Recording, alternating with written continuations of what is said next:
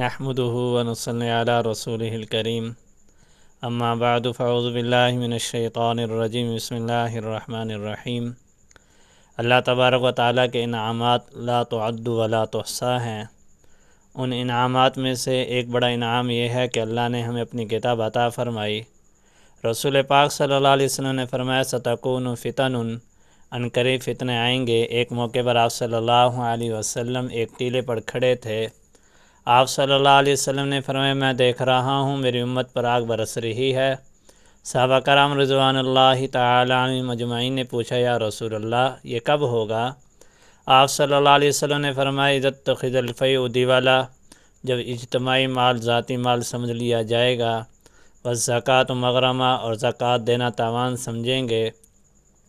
والامانۃ مغنمہ، امانت کو مال غنیمت سمجھ لیا جائے گا، آتا الرجل امرأتہ وأقى امہ، آدمی بیوی کا کہنا مانے گا، ماں کی نافرمانی کرے گا،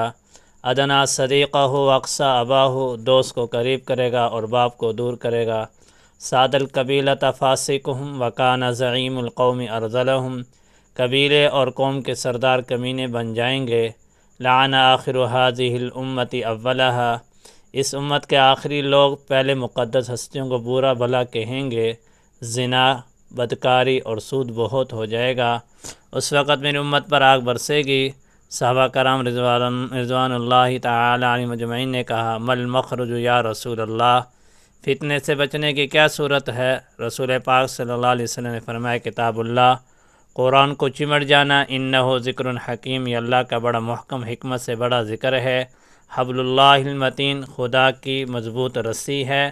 فی نبأ ما قبلکم و خبر ما بعدکم، اس میں اولین و آخرین کی تاریخ درج ہے، من ترکہ من جبار قسمہ اللہ، جو اس کی طرف پیٹ پھیرے گا عمل نہیں کرے گا اللہ اس کو توڑیں گے، ٹکڑے ٹکڑے کریں گے، ریزہ ریزہ کر دیں گے، ومن ابتغى العزت فی غیر اذلہ اللہ، جو قرآن پاک کے علاوہ کسی اور چیز میں عزت تلاش کرے گا اللہ اس کو ذلیل کریں گے، من قال به صدقہ، جو قرآن پاک کی بات کہہ رہا ہے، سچائی کو بیان کر رہا ہے، من عمل به